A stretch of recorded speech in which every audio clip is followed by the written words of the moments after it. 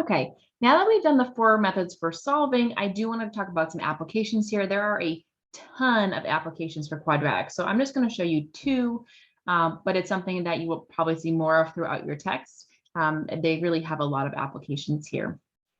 So one thing I want to talk about just quickly first is we have four different strategies to solve. So the first strategy, factoring, is usually one that I tend to try first. I'm pretty good at factoring. I've been doing it for a long time, so I like factoring.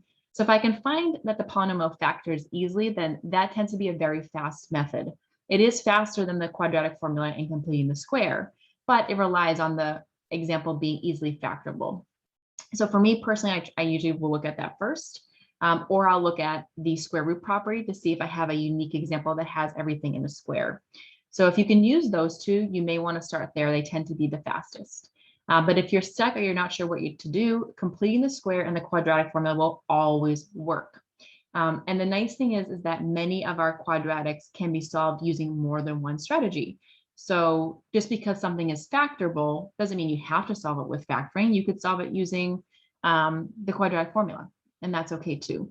So as you're going through your examples, if it just says to solve, it's really your choice to figure out the best strategy for you to solve that problem. If it asks for a specific strategy, then obviously you want to use that. But most times, obviously in the real world, you're going to use whatever you find to be the easiest for that situation. And we'll do that in these two examples.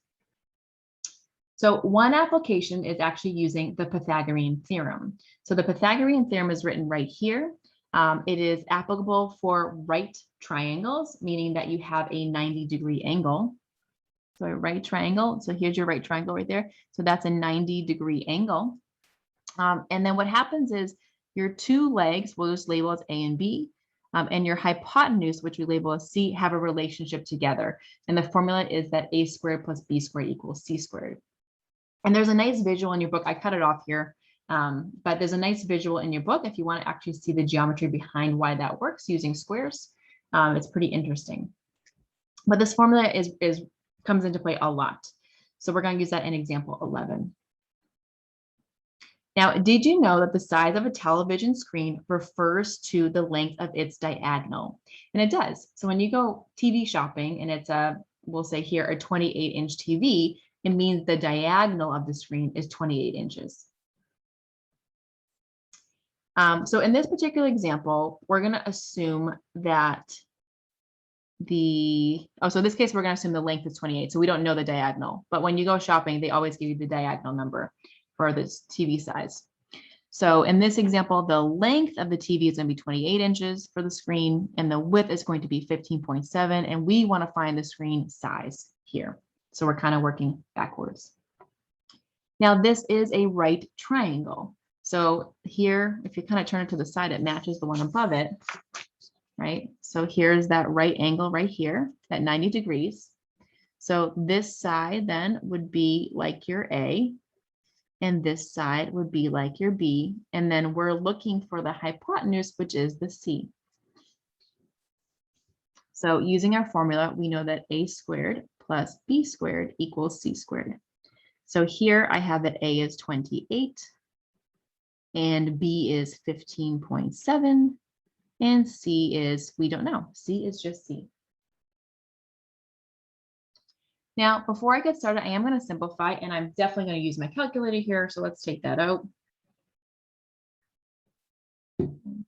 So 28 squared is going to be 784. And then 15.7 squared is going to be 246.49. I'm going to go ahead and add those together. And let's see, I already have it done. You get 1030.49 equals C squared. Now our goal here is to solve for C. We want to find that length of the diagonal. So think about what strategy would work. Now, in this case, I'm noticing that my only variable, which is C, is squared. I don't have any other C's except for one that's squared. So the square root property, or a square root principle, whatever you want to call it. I always mix them up back and forth. So our second strategy is probably going to be the fastest one here, right? I see that variable is being squared. So what I can do is take the square root of both sides. And remember, we do take the plus or minus square root. I'm going to use my calculator here to get an approximation because I don't know that square root. Normally, we like to leave our roots in root form, but when we're doing applications, it often doesn't make sense, right? If I want to tell somebody the length of the TV, I'm not going to give it to them as a root. So this is going to be one of those exceptions where I actually am going to go ahead and use my calculator. And I get about 32.1, and this was in inches. Now, another thing I want you to notice here, because it's an application, the negative answer doesn't make sense, right? A negative length, that doesn't make sense. So actually, I'm going to throw away the negative answer, and we only have just one answer here of positive 32.1 inches. So if I was going to label this as a size, I would label this as a 32-inch TV. I'm rounding that to the nearest inch, because again, as you're labeling, you don't usually write it as 32.1, maybe in the details on the box or like in the instruction manual. But as you're advertising it, you're going to advertise it as a 32-inch TV.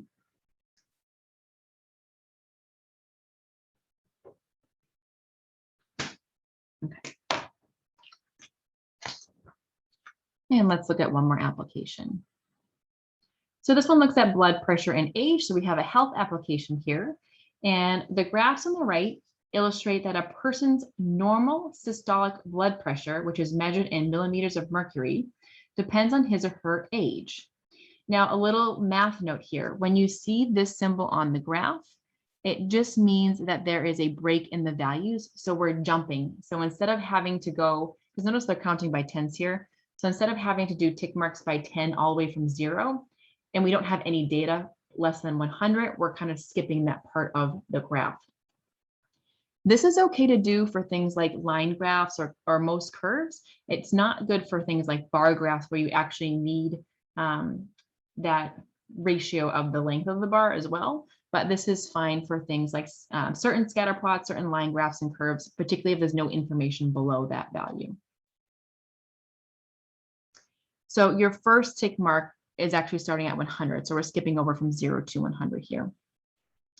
The formula P equals 0.006a squared minus 0.02a plus 120 models a man's normal blood pressure at age A. So A here is the age, and P here would stand for that systolic blood pressure.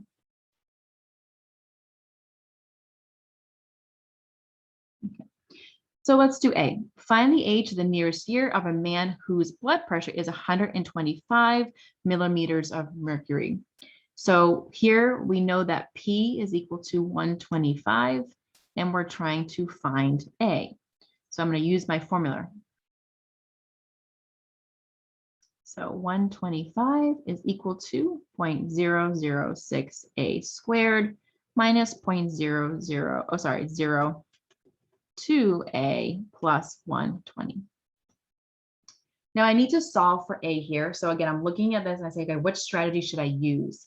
So one, I see lots of decimals. I don't particularly want to think about trying to factor decimals here. So I'm going to throw out that strategy. I see that I don't just have my variable being squared, I also have an A here. So the strategy I used in the last example with that square root property, not going to work. So the ones that always work are going to be you're completing the square and your quadratic formula. Personally, I really don't feel like trying to complete the square because again, that still kind of involves factoring and things. So I'm going to use the quadratic formula. The quadratic formula, I think, is probably the best strategy to use if you're not sure what to do. So if you're kind of like, I don't think I can factor this, I don't know what to do, use the quadratic formula. It's always going to work. And it's also helpful if you have numbers that are a little bit crazier like decimals. You do want to remember, though, that the quadratic formula does require that you have one side equal to 0. So I do need to start by subtracting that 125.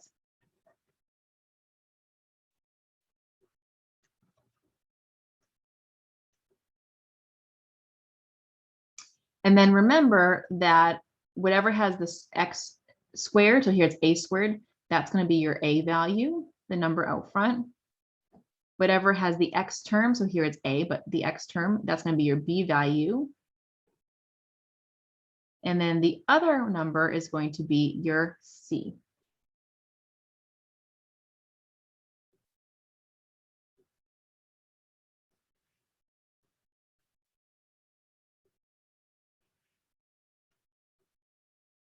And I'm going to plug everything in, and I'm going to watch out here because I have negatives and I have decimals, and there's just so many opportunities to make little tiny mistakes.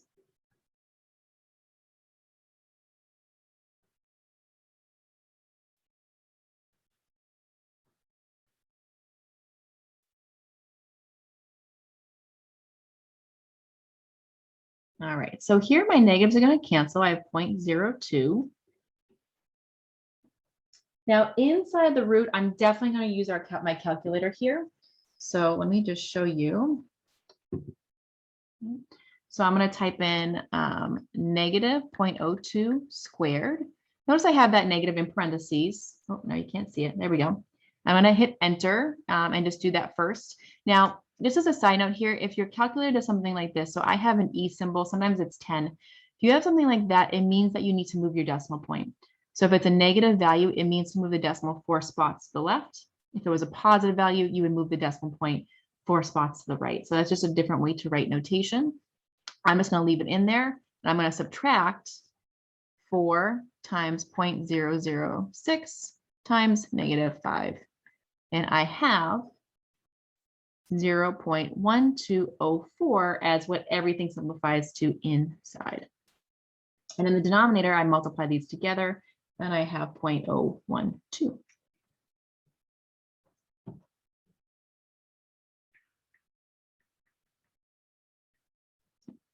Now, at this point, we are going to start estimating because I can't really simplify this root. I don't know how to break down decimal roots. I'm not going to worry about that. So I am going to use my calculator. And if I take that square root, I get a really long number here. So I do recommend using more decimal places rather than less. So I think your book only uses 3, but in all honesty, when you're doing your homework, I would defer to more decimal places. You can always round at the end of a problem, but if you use too few decimal places throughout, then you may get the wrong answer due to rounding error. So I'm going to go ahead and use a few of those. So let's use 0.34697.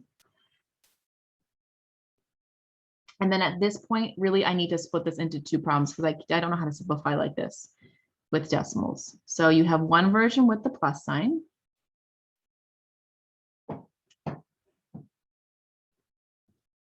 And you have one version with the minus sign.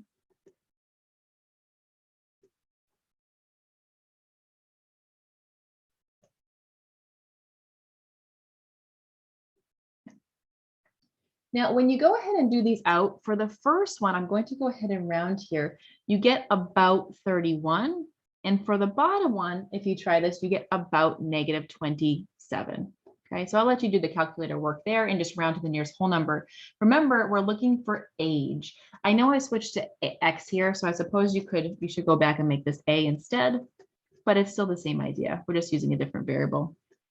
So remember that we're solving for age. Now, negative age doesn't make sense in this case. So I'm going to throw out the negative answer here. We don't always throw out every answer, but you have to think about your problem. We're looking for age. So -27 years old does not make sense. So the age that must be the right one is 31 years old. Okay. So find the age of the nearest year of a man whose normal blood pressure is 125. So the age is 31 years.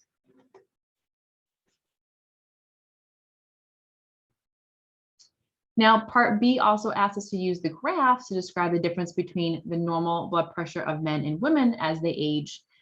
So one thing that's nice too as a check here is you could check your graph and make sure it seems accurate. So before I even do part B, like 31 is right around here. And that does look like it could be around 125. So it does seem like we have the right value. So that's a good check in this case.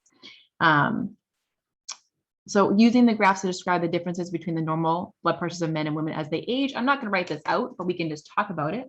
So it seems as though men have higher blood pressures until around the age of, looks like maybe like 48, 47.